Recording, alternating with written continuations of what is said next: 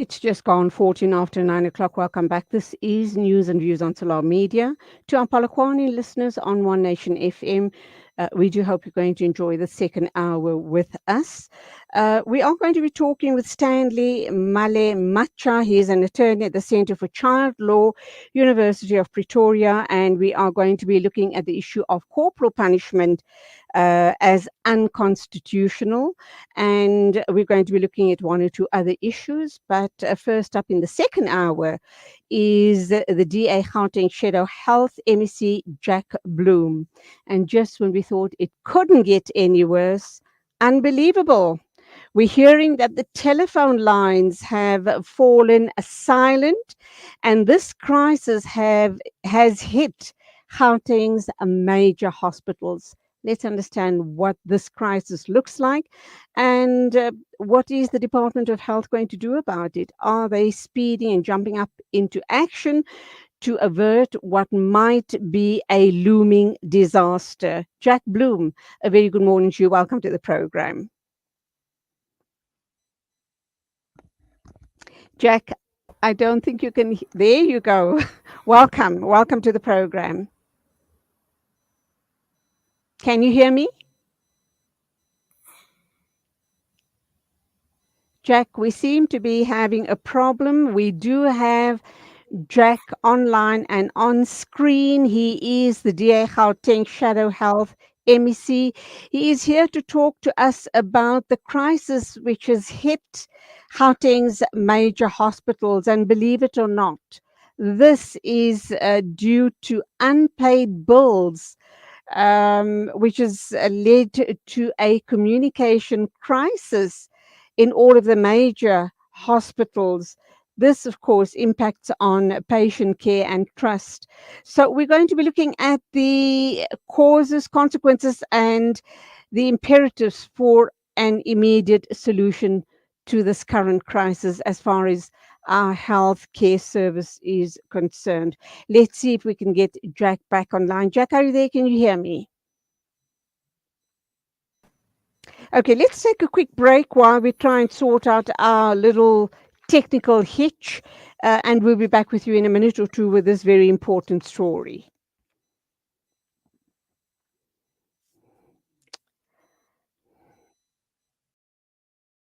On media.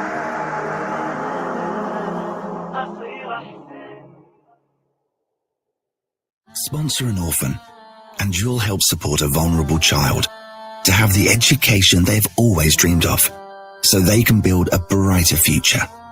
You'll be feeding a hungry stomach and a hungry mind with knowledge that will last them a lifetime. That's the power of an education. Sponsor an orphan now with Islamic Relief. Shimmer, sparkle, captivate. Nothing less than a masterpiece. Droplets of gold inspires precious design. Platinum bursts with intricate freshness, and every pure diamond becomes more than just a girl's best friend. Voda Gold Gem Jewelers, where timeless dreams become a reality. Come to us. We tailor-make designer gold, platinum, and diamond jewelry. Trade in or remodel your old gold. Clad yourself with classy name-branded watches. We offer insurance valuation and freezer card calculation. Visit us at 534 Ridge Road, Overport, or call 031 208 9142. Voda Gold Gem Jewelers, manufacturers of fine gold and diamond jewelry. Millions displaced, thousands dead, thousands more wounded. Through the genocide, the men, women, and children of Palestine need you. Your support enables our team on the ground to deliver life-saving aid. Help Gaza today. Donate to Penny Appeal South Africa. www.pennyappeal.org.za 031 1100 573. Penny Appeal. Small change, big difference.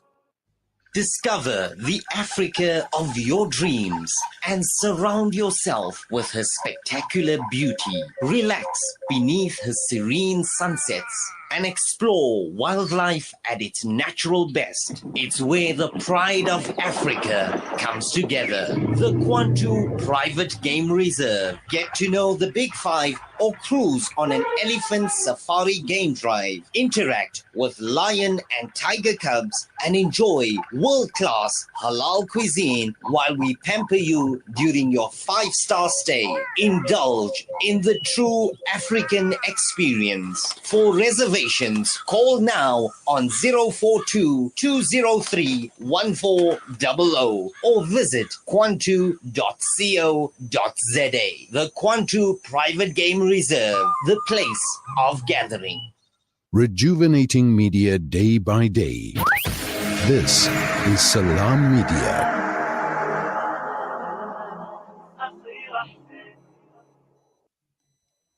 Welcome back. It's exactly 19 after 9 o'clock, and I do hope that Jack Bloom is able to interact with us. We had a few connectivity problems there. Jack, a very good morning to you. Can you hear me? Oh, Jack Bloom. We ain't winning this morning, and we have an important story that we need to share with our viewers and our listeners. We were going to talk with Jack regarding the crises hitting Gauteng's major hospitals, and this all due to unpaid telephone bills, which has led to a communication crisis in all of these healthcare facilities. So we're going to have to give it another little break while we try and get hold of Jack on the telephone. We had him online. I can see his picture very clearly, but he's unable to hear me and interact with me. So let's see if we can get Jack on the telephone. Jack Bloom is the DA Gauteng Shadow Health MEC. So it is an important conversation, and perhaps he might have some answers for us. Please stay with us.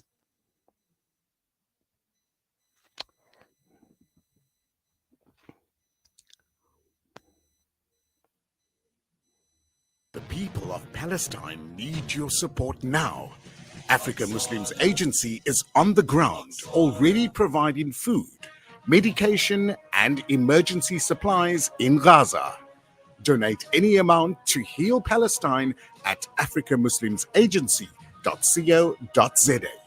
Africa Muslims Agency, empowering, educating, inspiring. Breaking stereotypes, moving boundaries, joining hands. Salam Media.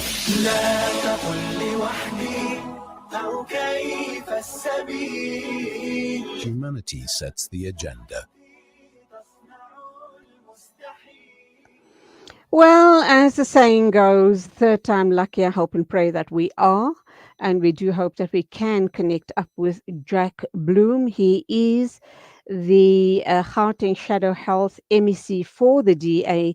And we are going to unpack the communication crisis at Gauteng hospitals due to, believe it or not, telephone line issues. Jack, can you hear me? A very good morning to you. Welcome to the program. Good morning. I can hear you now. We do apologize. We're going to blame it on Eskom, are we not? With all of these rolling blackouts, etc. Yes. I think connectivity issues don't Yeah. just affect hospitals; they affect all of us.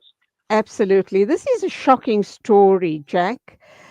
We understand that the phone lines have fallen silent, and that does mean that a crisis will hit all of Gauteng's major hospitals simply because of unpaid bills. So is the situation because there isn't money to pay the bills, or someone's just forgotten to sign the requisition, or have they decided to prioritize something else as far as the hospitals are concerned? Your thoughts? Well, the disturbing thing is that this has gone on for 2 weeks now. And I at first thought it was some broken switchboards, which we've had quite a lot in our hospitals. They have admitted that they need to modernize switchboards. And, at first I thought it was, just 1 or 2 or 3 hospitals. But then it came to me from various sources that they simply hadn't paid their phone bills. So I put out a statement yesterday, and suddenly the Gauteng Health Department woke up, and now they tell us, yes, there's no fewer than 32 hospitals and 83 clinics. Sure. 32 hospitals, they have confessed, do not have telephone lines because of what they call, wait for it, discrepancies with billing by Telkom. And they haven't managed to sort out these, quote, discrepancies with billing by Telkom. And that's why 83 clinics and 32 hospitals haven't had telephone services for about 2 weeks now. Now, I mean, this is just a very poor excuse. Can you just imagine you're an anxious relative, you're trying to phone the hospital to find out how your loved one is done after a serious operation, or maybe they were taken there for emergency care and you can't get through. Or you're a patient, you need to book an appointment. So there's 32 hospitals where you couldn't do that. So that, that affects thousands of people. And maybe you're a harassed doctor who needs to get a laboratory result and you can't because the normal phones aren't working. So you have to use your own phone. Well, that's what's been happening for 2 weeks, shockingly so. And now we're told it's because of these so-called discrepancies that they're trying to iron out. Look, at the end of the day, it's just another example of massive financial mismanagement in the Gauteng Health Department. We've seen it everywhere, but people are suffering. Yeah, how difficult is it to pay your telephone bills? We're required to do that. Why can't the Gauteng Health Department settle its bills like everybody else? If there's so-called discrepancies, we'll sort them out, but don't let patients and staff be the victims. That's what's happened here. And I was appalled when I heard that it was unpaid bills because something easily solved. And the anxious calls that I've got from people, they phone me, no, we simply can't get through to Charlton-Kruger Johannesburg Hospital. We can't get through to Steve Biko Hospital. So if you test these lines today, you will either get this phone line is out of order or doesn't exist. That's what I've got. This line does not exist. Right, Jack, do we know what's that outstanding amount collectively for all of the hospitals and clinics that you've mentioned? And also, as the shadow health MEC, do you have any jurisdiction at all to put some fire under the feet of the people that have mismanaged the situation up to now? Well, merely the fact that I put out a public statement has exposed this whole thing. And suddenly they're telling us about how many hospitals and clinics are affected. And they're now giving figures. The figures they're giving is, in the one instance, 3 to 4 million rand. And then they said they're making another payment of several million rand. They should have come clean right at the beginning. Because I had people phoning me and said, we simply can't get through. So I told them to use the complaints hotline. In the case of one hospital, I contacted the CEO and she provided me with a list of alternative numbers, but this is really inadequate. I think, look, the real change that we need in the Gauteng Health Department is actually a change of provincial administration.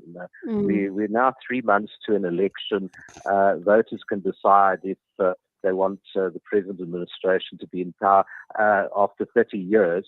We've had 30 years of promises. I was elected in 1994, so I've sat in the Gauteng legislature since then. I can't tell you how many times I've been told that we are going to turn around the Gauteng Health Department. We have plans to improve the Gauteng Health Department. Frankly, it just seems to get worse and worse. We saw all the corruption at the Tembisa Hospital. We had the assassination of the Bita Deer because she tried to do things right.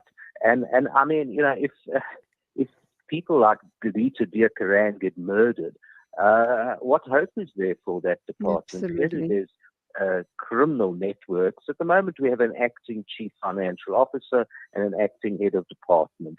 I frankly don't see any real change until we get rid of all the incompetent people, all the corrupt people, and that's not happening under the present administration. So I think we need to keep exposing this. I think people need to be vocal about this. As I said initially, I thought it was just a broken switchboard here and there.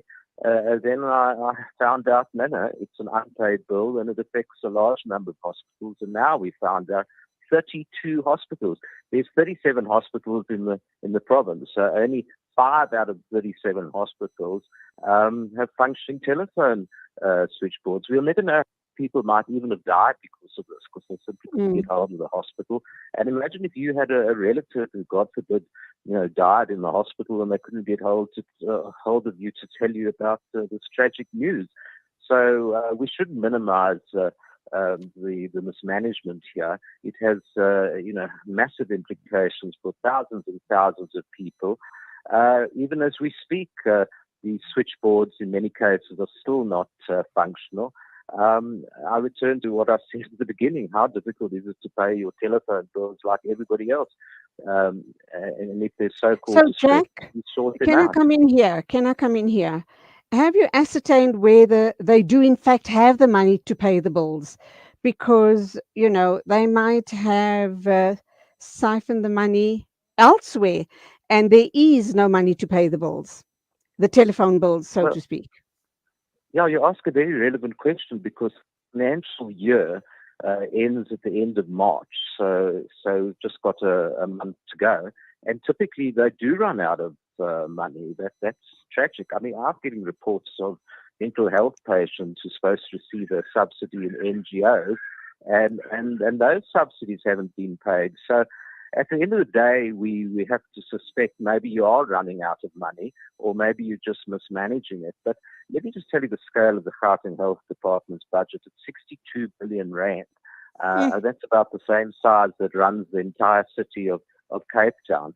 I think the problem is it's massively mismanaged. Large amounts of it is just siphoned off to corruption. But at the end of every financial year, they do seem to run out of money. So I think they have to set priorities. I think they have to make sure that everything essential is paid for, and please stop the corruption, stop the stealing, stop the wastage. Because with a budget of 62 billion rand, if you spend it effectively, I think we could provide a decent health service and certainly keep the telephones going. Absolutely. And this is the current government in power who are wanting to push the NHI. God help us. What's going to happen when that is past the NHI? We are so inefficient at the moment. What's going to happen then? Have you given it any thought at all? And your thoughts on the NHI being the Shadow Health MEC, Jack Bloom? Well, Panyaza Yusufi, the Premier, actually said that he's buying 18 private hospitals to assist with the NHI. Now, I mean, this was pie in the sky. The NHI is going to be challenged in court. There simply is no budget to implement it. But, frankly, how do you implement a complex, hugely expensive NHI when you can't even keep the telephones going in our hospitals? That's the real question. You can't do the most simple, basic things. Now you're wanting to get massive extra amounts of money and run a health service with it. First get the basics right. Get public health care running, and then I think you could look to expanding the service and doing all the other good things. But frankly, I wouldn't give this government, this provincial government or this national government any extra money that frankly is just going to be looted, stolen, wasted, as we've seen with existing public health care. So I think NHI is talked about a lot. It scares people. I know a lot of medical professionals who say, we simply won't serve under it. And patients have a lot to be worried about as well because it's extra money that's just going to be wasted, extra taxes. It's just calamitous that they're even thinking of doing it. President Cyril Ramaphosa says, oh no, he's going to sign to law as soon as possible. I think it's just electioneering, frankly. We need to do with the Gauteng Health Department what they do in the Western Cape, which is the only health department, provincial health department, that gets clean audits from the Auditor General. Surely that's what we should all aspire to. You have a large budget. The Auditor General, audits it every year, and the Gauteng Health Department gets a terrible report from the AG every year, as opposed to Western Cape. So I think let's do what the Western Cape gets right before we go for these massive fancy schemes that we just look like giving more money for people to steal.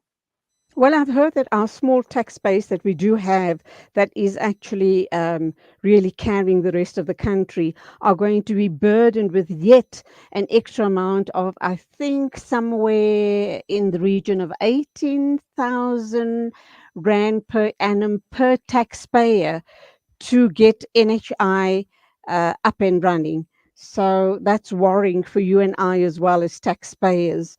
And that tax base is shrinking as well, is it not? Lots of people are either semigrating, emigrating, or whatever it is that they're doing, and that tax base is getting smaller and smaller and smaller.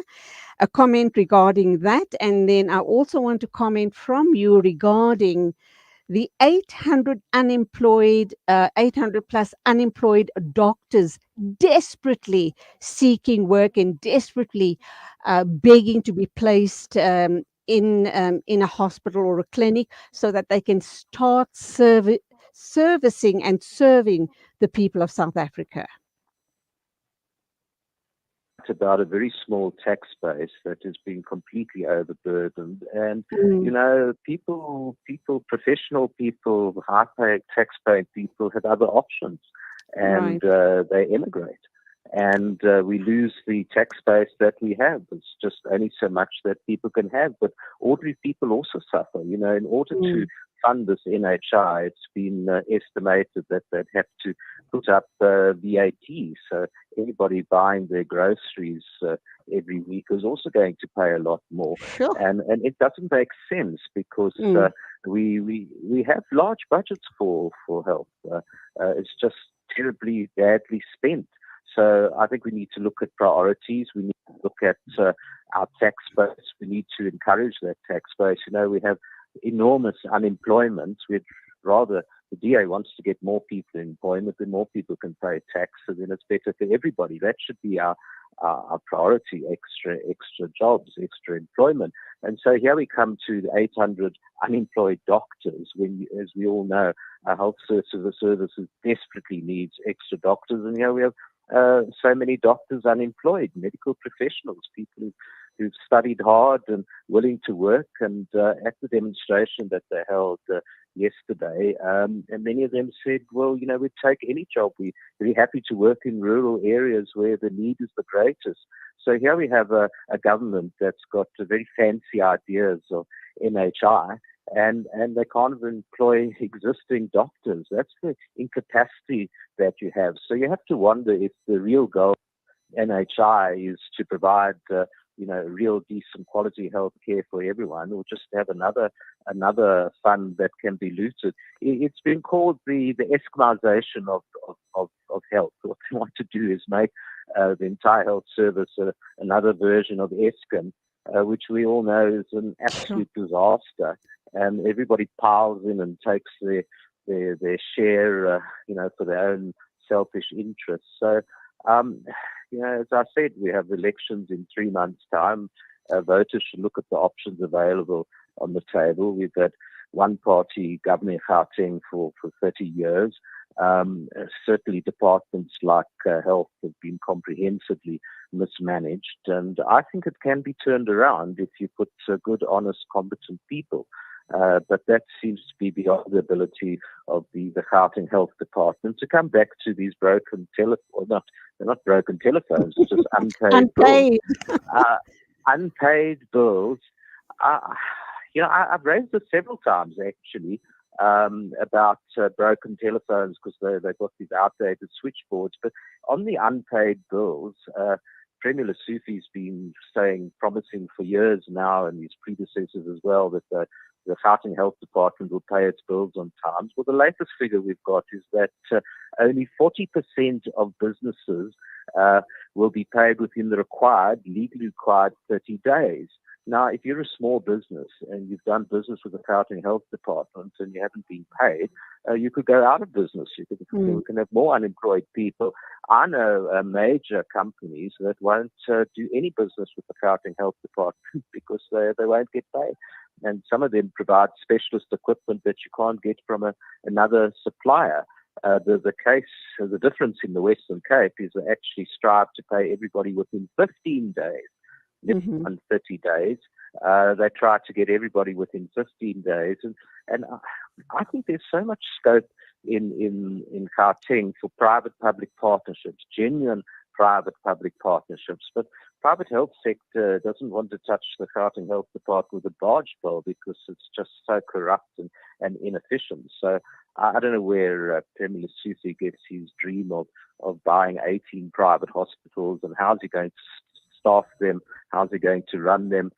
It's just an election promise. So I think we need to get down to basics. We must,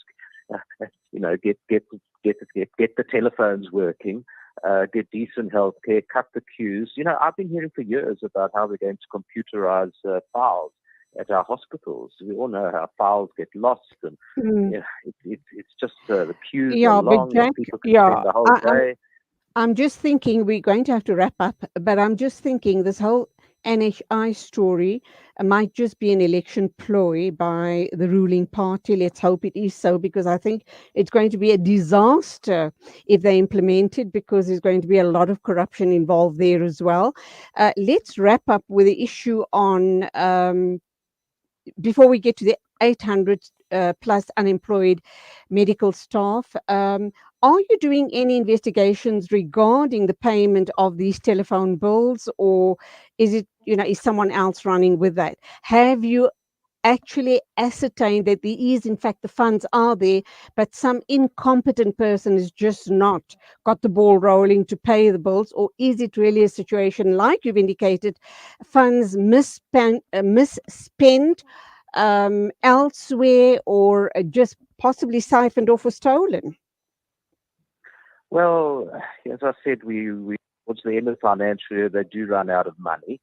The Gauteng Health Department says, "I know we haven't paid the bill because discrepancies," which I think is a very poor excuse. But we can't wait till the new financial year in April to pay the bills and get the phones working again. And there's so many other priorities that they're not doing.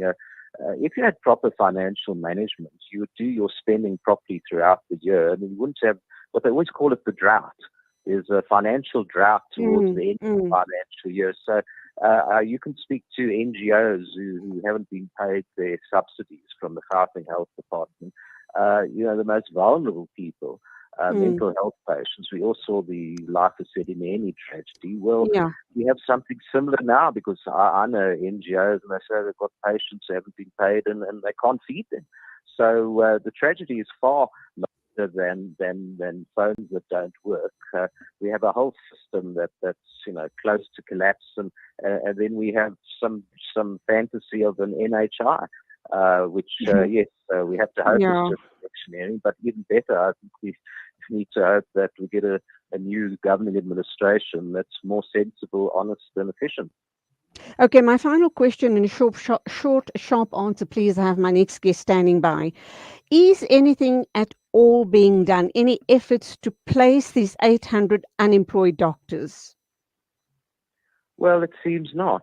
It doesn't seem to be on their radar. They seem to have lots of money to waste on all sorts of other schemes, and they don't spend where they should be spending. And, I just feel very, very sad about all these doctors who studied long and hard, willing to work.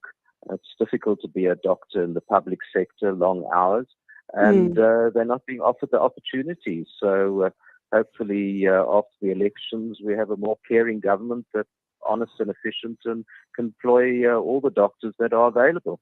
Absolutely, because currently what we're looking at is a tragedy, an absolute tragedy.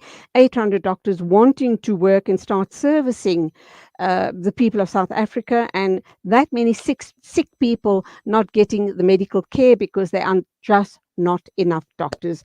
Let's leave it there till the next time. Jack Bloom, the Gauteng Shadow Health MEC for the DA, talking about, once again, the incompetencies, the corruption at the health department. And that is why we're sitting with the situation that we've just discussed. Now, thank you for your time. Till the next time, be safe and God bless. Thank you. Standing by to talk with us now is attorney at the Centre for Child Law, University of Pretoria, and that, of course, is you, Stanley Male Matcha. But please, I'll ask you to be patient for just a minute longer whilst we go for an ad break. Rejuvenating Media Day.